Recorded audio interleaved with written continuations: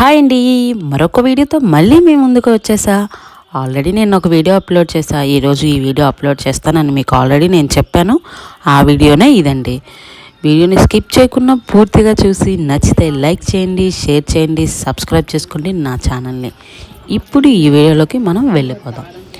చాలా సింపుల్ అండి, ఈజీగా అయిపోయే చికెన్ చారు కాదు కలకూర చారు అంటారు. కలకూర అనే అంటారు, కలకూర చారు అని కూడా అంటారు. నాకు తెలిసి ఏమి అంటారు అంటే మ్యాక్సిమం అందరూ కలకూర అనే అంటారు. మా ఇంట్లో కొంతమంది కలకూర చారు కూడా అని అంటారు. ఇప్పుడు దీని ప్రాసెస్ ఏంటంటే, 1 కేజీ ఉల్లిపాయలు ఇప్పుడు నేను కోసుకునే విధంగా మీరు కోసుకోవాలి. బాగా చిన్న ముక్క కాకుండా ఉప్మాకు కోసుకునేటట్టుగా కోసుకొని పక్కన పెట్టుకోండి. మనము ఏదైతే గిన్నెలో చారు పెట్టాలి అనుకుంటున్నామో ఆ గిన్నెకి, మేమంటే దేవుడికి చూపిస్తాం కాబట్టి మంచిగా కడుక్కొని చుట్టూరు పసుపు రాసి బొట్లు పెట్టుకొని అందులోకి మనం కోసుకున్న ఉల్లిపాయలు వేసుకొని మంచిగా వాటిని రాయితో, అంటే మనం చేతితో పిసకలేం కాబట్టి రాయితో దంచుకోవాలి. ఆ ఉల్లిపాయలని రాయితో దంచుకున్న తర్వాత అందులోకి ఉప్పు వేసుకొని ఇప్పుడు చేతితో మనం దాన్ని పిసకాలి. ఇప్పుడు మా బావగారు చేస్తారు ఆ పని. మేము చేయలేకపోతున్నామంటే మా బావగారు వచ్చారు.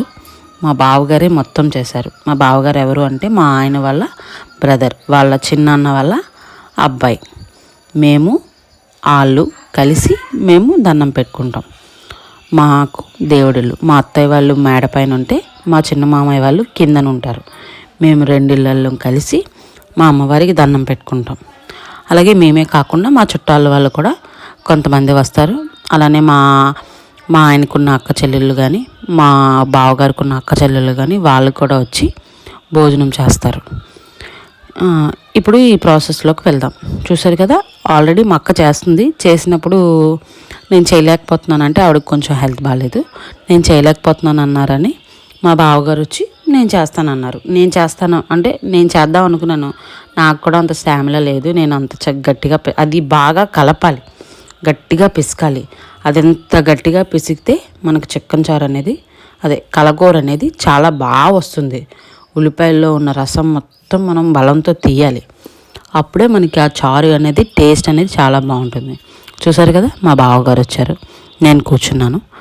అంటే నేను కోస్తూ ఒక్కొక్కటి వేస్తున్నాను అందులోకి ఏం కావాలి, నెక్స్ట్ ఏంటి అనేది. ఇప్పుడు మా బావగారు ఇవి అయిన తర్వాత ఇందులోకి మనం ఉప్పు వేసుకొని ఇప్పుడు చేత్తో కలపాలి. చేత్తో గట్టిగా పిసుక్కుంటూ బాగా చేత్తో బాగా మెత్తగా పిసుక్కుంటూ కలపాలి. కలుపుకున్న దాంట్లోకి ఒక 10 నుండి 12 టమాటో పళ్ళను కూడా వేసి మంచిగా కలపాలి. ఇంకా టమాటాలో నుండి రసం కూడా బయటకు వచ్చినట్టుగా మెత్తగా పిసుక్కోవాలి. ఎంత మెత్తగా పిసికితే అంత పర్ఫెక్ట్గా చారు అనేది వస్తుందండి. ఇదే గుర్తుపెట్టుకోండి. ఇవి కూడా బాగా పిసుక్కున్నారు. చూసారు కదా మా బావగారు ఎలా పిసుకుతున్నారో అలా గట్టిగా ప్రెస్ చేస్తూ దాన్ని పిసుక్కోవాలి, జ్యూసీగా వచ్చినట్టుగా. ఓకేనా.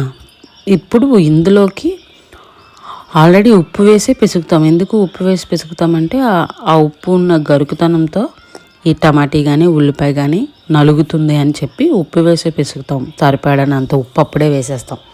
ఇప్పుడు సరిపడినంత కారం వేస్తాం. కారం మాత్రం మీ టేస్ట్కి తగ్గట్టు వేసుకోండి. మేమైతే కొంచెం కారం ఎక్కువ వేసాం. ఈ చారుకి కారము ఉండాలి, పులుపు ఉండాలి, అలానే ఒక చిన్న తీయదనం కూడా ఉండాలి. అన్నీ కలిపితేనే కలకూర అన్నట్టు ఉంటుంది. కాబట్టి మీరు కూడా చూసుకొని వేసుకొని ఇందులోకి నూనె వేసేసుకోవాలి. నూనె కూడా అంత నూనెకి ఒక హాఫ్ పడుతుంది. అదంతా హాఫ్ అంటే 1 లీటర్ ప్యాకెట్ తీసుకుంటే అందులో 1/2 లీటర్ నూనె అనేది దాంట్లో పడుతుంది. కాబట్టి నూనె కూడా చూసుకొని మీరు వేసుకోండి. ఇది మాత్రం మీకు నచ్చినంత వేసుకోండి. మేము ఇంత తినలేము అనుకుంటే తక్కువ వేసుకోండి. నేనంతా చెప్పింది కొంచెం ఎక్కువ క్వాంటిటీ కాబట్టి మీకు ఎక్కువ అనిపిస్తుంది. కానీ తక్కువ క్వాంటిటీ చేసుకునేటప్పుడు ఒక 2-3 స్పూన్లు ఆయిల్ వేసుకుంటే సరిపోతుంది. ఇవన్నీ వేసుకొని మళ్ళీ మంచిగా కలపాలి. ఇంకా టమాటీలు ఉల్లిపాయలు మెత్తగా అయిపోయాయి, ఇంకా పిసక అవసరం లేదు అనుకునేటప్పుడు మాత్రమే కలకూర సామాన్లన్నీ మనం వేసుకోవాలి అందులోకి. కలకూర సామాన్లు చూస్తున్నారు కదా, మా అక్క వేస్తుంది. ఏంటి, బెండకాయలు, చిక్కుడుకాయలు, వంకాయ, ఇది ఆనపకాయ ముక్కలు, గుమ్మడికాయ ముక్కలు, ఎర్రదుంప ముక్కలు. ఎర్రదుంపలు ఎక్కువ ఉంటే వేసుకోండి, టేస్ట్ అనేది చాలా బాగుంటుంది. చారులో తింటున్నప్పుడు ఒక్కొక్క ముక్క తగులుతుంటే సూపర్గా ఉంటుంది. అవి ముల్లంకాయలు కూడా ఎక్కువగా వేసుకోండి. బెండకాయలు కూడా వేసుకోండి. గుమ్మడికాయ ముక్క అంటే అన్ని ముక్కలు తెచ్చుకొని ముక్కలు కోసి వేసాము. ఇంకా ఏంటంటే ఎర్రగా ఒక దుంప ఉంటుంది, అది మట్టిగా, ఆ దుంప పేరు నాకు తెలీదు. ఆ దుంప కూడా వేసుకోండి. ఈసారి మార్కెట్కి వెళ్ళేటప్పుడు ఆ దుంపను మీకు చూపిస్తాను. ఆ దుంప అన్నీ వేసుకొని మంచిగా కలుపుకొని, చింతపండు పావు కేజీ చింతపండు నానబెట్టుకున్నాం మేము. పావు కేజీ చింతపండు నానబెట్టుకొని దీన్ని మనం ఎంతైతే పెట్టాలనుకుంటున్నామో అంతవరకు మనం చారుని ఆ చింతపండు రసంతోనే మనం నీళ్లు వేసి మనం మంచిగా కలుపుకొని ఇంకా డైరెక్ట్గా వెళ్ళి పొయ్యి మీద పెట్టేసుకోవడమే, మూత పెట్టి. మేము మేడ పైన కర్రల పొయ్యి పెట్టి వండుకున్నాం. చక్కగా దాన్ని మరగనివ్వాలి. ఎంత బాగా మరిగితే చారు అనేది ఎంత బాగా వస్తుంది. మరిగిపోయిన తర్వాత దేవుడికి ఉపారం పెడుతుంది మా అత్తయ్య. ఆ చారు వేసి కలకూర పెడుతుంది. ఇప్పుడు మేము తింటున్నాం చూసారా, ఇదే. ఈ పప్పు జావులోని ఈ కలకూర వేసుకొని తింటే సూపర్ ఉంటుంది. వైట్ రైస్లో కూడా బాగుంటుంది, ట్రై చేయండి. అలానే ఈ వీడియో నచ్చితే like, share, subscribe my channel. ఇలా ఈ మడపలు వేసేటప్పుడు మా ఇంట్లో వాళ్ళమే తింటాం. అంటే కిందన ఇందాకలో మా బావగారు ఉన్నారు కదా, ఆయన వాళ్ళ ఫ్యామిలీ, మా మామయ్య ఉంటారు, మా మామయ్య, చిన్న మామయ్య, మేమందరం ఈ మడపలు అనేవి తింటాం. దేవుడి దగ్గరే కూర్చొని తినేస్తాం. ఇలానే అర్థమైంది కదా.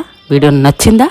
నచ్చితే compulsory bye bye. Thank you for watching. మరొక వీడియోతో మళ్ళీ కలుసుకుందాం.